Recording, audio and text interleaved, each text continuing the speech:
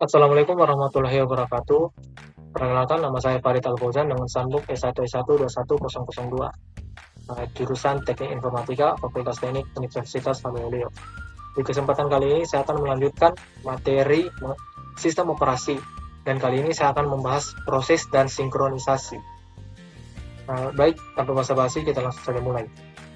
Di kesempatan kali ini saya akan membahas mengenai 4 hal. Yang pertama itu konsep interaksi, yang kedua sinkronisasi, yang ketiga ada solusi critical section, dan yang keempat perangkat sinkronisasi. Baik, yang pertama konsep interaksi. Sinkronisasi diperlukan untuk menghindari terjadi ketidakkonsistenan dan data akibat adanya akses data secara konkuren. Proses-proses disebut konkuren jika proses-proses itu ada dan berjalan pada waktu yang sama. Proses-proses konkuren ini bisa bersifat independen atau bisa juga saling berinteraksi. Proses-proses konkuren yang saling berinteraksi memerlukan sinkronisasi agar terkendali dan juga menghasilkan output yang bagus.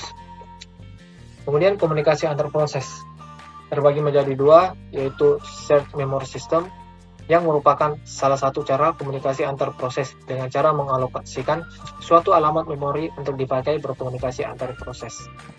Dan yang kedua, sistem berkirim pesan, yaitu proses komunikasi antar bagian sistem untuk membagi variabel yang dibutuhkan. Proses ini menyediakan dua operasi, yaitu mengirim pesan dan menerima pesan. Kemudian, sinkronisasi sendiri terbagi menjadi 4, yaitu blocking send, ya, di mana yang memiliki arti pemblokiran pengirim sampai pesan sebelumnya diterima. Kemudian ada blocking receive, yaitu pemblokiran penerima sampai terdapat pesan yang akan dikirim.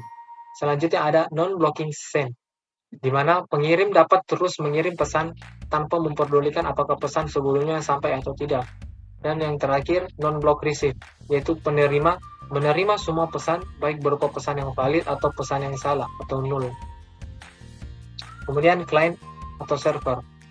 Server adalah komputer yang dapat memberikan servis ke server. Sedangkan client adalah komputer yang mengakses beberapa servis yang ada di client. Ketika client membutuhkan suatu servis yang ada di server, dia akan mengirim request kepada server lewat jaringan. Jika request tersebut dapat dilaksanakan, maka server akan mengirim balasan berupa servis yang dibutuhkan untuk saling berhubungan menggunakan soket. Kemudian, karakter server sendiri ada 3, yaitu pasif, menunggu request, dan menerima request, yaitu memproses mereka dan mengirimkan balasan berupa servis. Kemudian ada karakteristik client, yaitu aktif, mengirim request, dan menunggu dan menerima balasan dari server. Kemudian RPC atau Remote Procedure Call. RPC adalah sebuah metode yang memungkinkan kita untuk mengakses sebuah prosedur yang berada di komputer lain. Untuk dapat melakukan ini, sebuah server harus menyediakan layanan remote procedure. Pendekatan yang dilakukan adalah sebuah server membuka soket, lalu menunggu klien yang meminta prosedur yang disediakan oleh server. Bila klien tidak tahu harus menghubungi port yang mana, klien bisa merequest kepada sebuah matchmaker pada sebuah RPC port yang tetap. Matchmaker akan memberikan port apa yang digunakan oleh prosedur yang diminta klien. Kemudian yang kedua, sinkronisasi. Sinkronisasi diperlukan untuk menghindari terjadinya ketidakkonsistenan data akibat adanya akses data secara konkuren. Proses-proses disebut konkuren jika proses-proses itu ada dan berjalan pada waktu yang sama.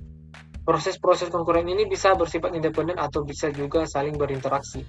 Proses-proses konkuren yang saling berinteraksi memerlukan sinkronisasi agar terkendali dan juga menghasilkan output yang benar. Kemudian rest condition.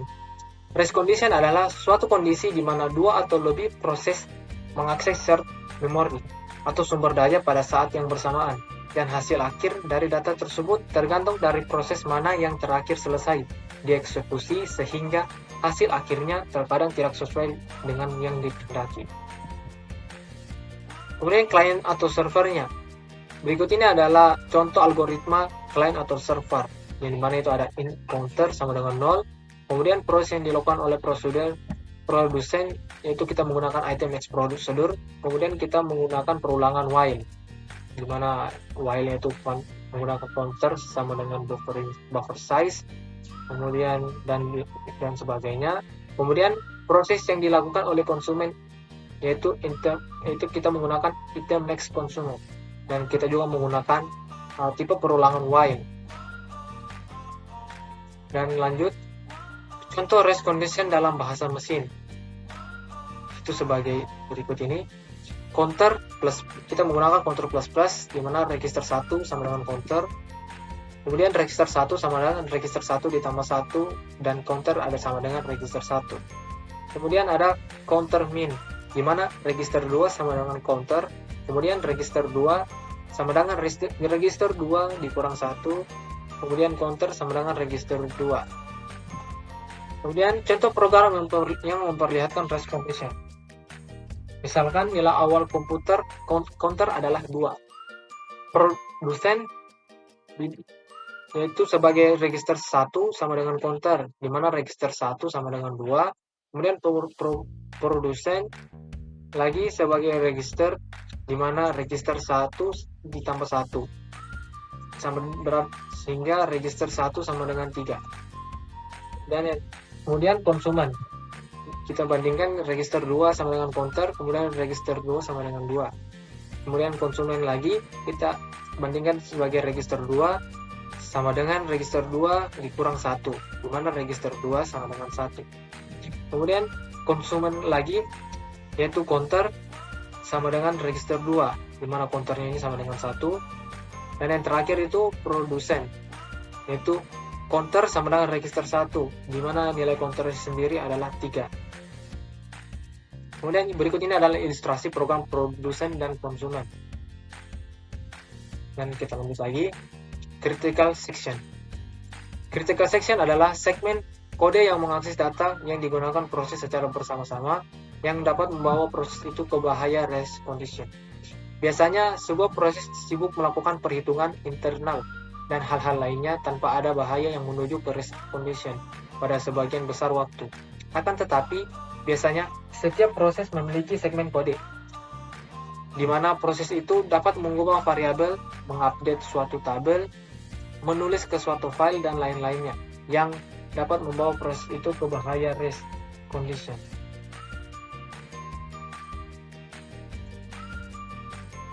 Kemudian ilustrasi critical section dapat kita lihat pada gambar berikut.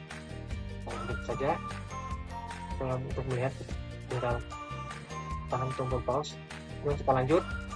Critical section dari dalam kernel terdapat dua, yaitu interrupt dan fake fault, di mana kernel kode memanggil fungsi penjadwalan sendiri. Dibagi menjadi dua, yaitu preventive kernel dan non-preventive kernel, seperti yang kita bahas pada materi sebelumnya. Kemudian solusi critical section. Ada dua solusi memecahkan masalah critical section. Yang pertama itu solusi perangkat lunak. Solusi ini menggunakan algoritma untuk mengatasi masalah critical section, seperti yang kita lihat sebelum-sebelumnya itu menggunakan algoritma. Dan yang kedua, solusi perangkat keras. Solusi ini tergantung pada beberapa instruksi mesin tertentu, misalnya dengan menonaktifkan interupsi, mengunci suatu variabel tertentu, atau menggunakan instruksi level mesin seperti test dan set. Kemudian solusi lain, solusi perangkat lunak menggunakan algoritma, yaitu ada 4 macam. Yang pertama itu algoritma 1, di mana algoritma 1 mencoba mengatasi masalah critical section untuk dua proses. Algoritma ini menerapkan sistem bergilir kepada kedua proses yang ingin mengeksekusi critical section, sehingga kedua proses tersebut harus bergantian menggunakan critical section. Dan berikut ini adalah contoh algoritma 1, di mana di sini turun sama dengan 0, kemudian dia menggunakan perulangan do dan pengulangan while. Sama juga dengan P1-nya, dia menggunakan turun 1, kemudian dia menggunakan perulangan do dan while. Selanjutnya algoritma kedua. Algoritma kedua juga mencoba memecahkan masalah critical section untuk dua proses. Algoritma ini mengantisipasi masalah yang muncul pada algoritma 1 dengan mengubah penggunaan variabel turn dengan variabel flag. Variabel flag menyimpan kondisi proses mana yang boleh masuk critical section.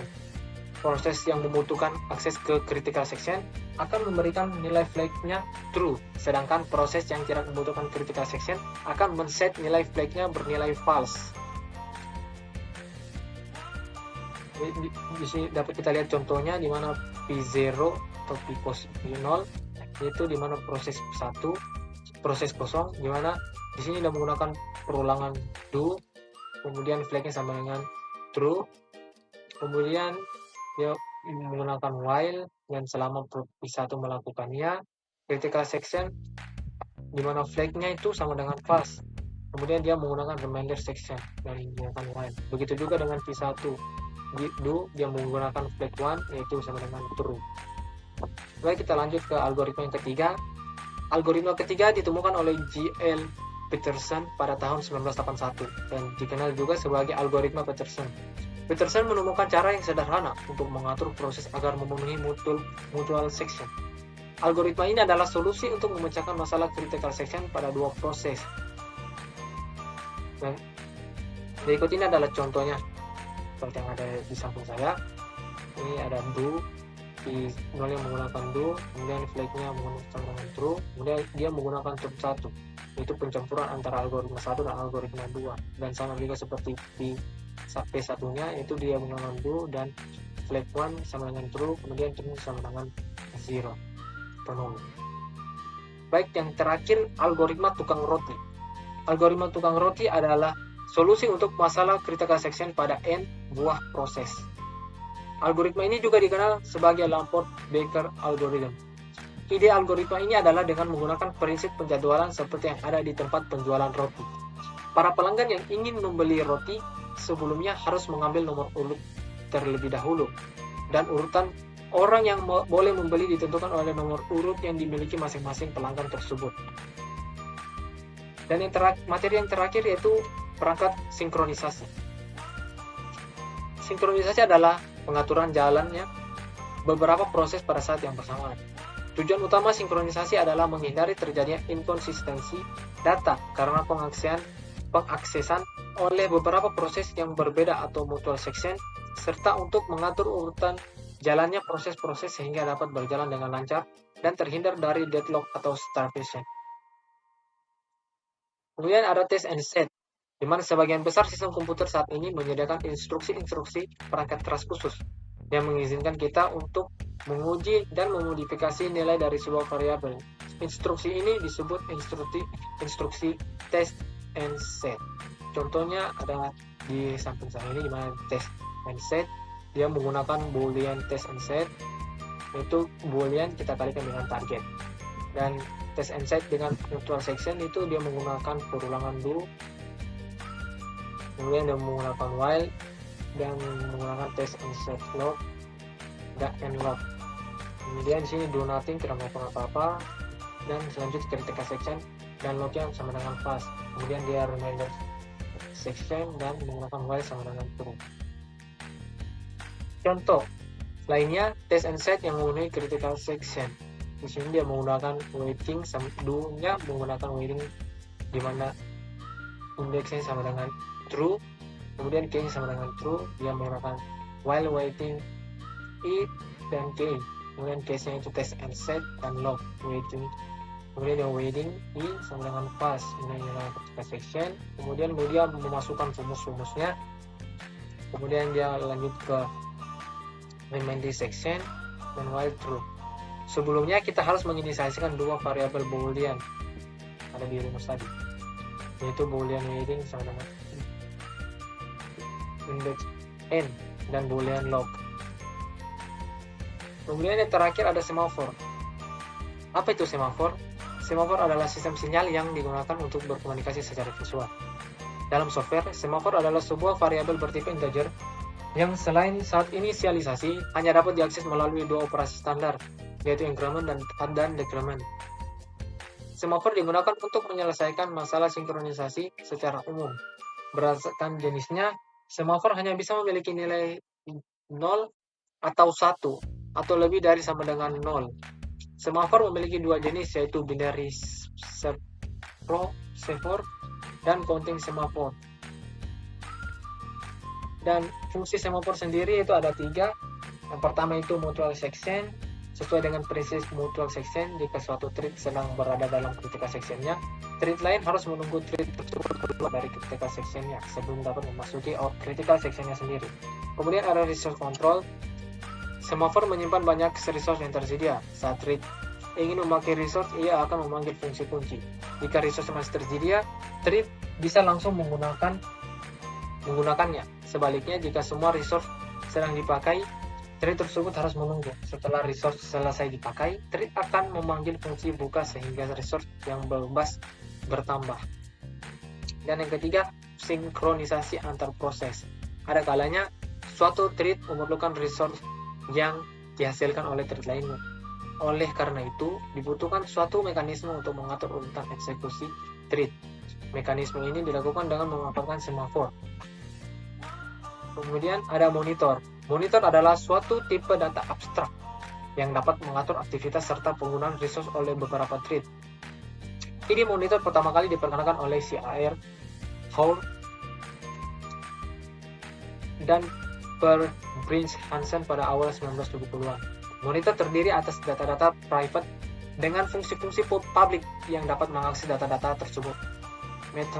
Metode dalam suatu monitor sudah dirancang sedemikian rupa agar hasilnya ada satu buah metode yang dapat bekerja pada suatu saat. Hal ini bertujuan untuk menjaga agar semua operasi dalam monitor bersifat mutual section. Kemudian ada monitor Java.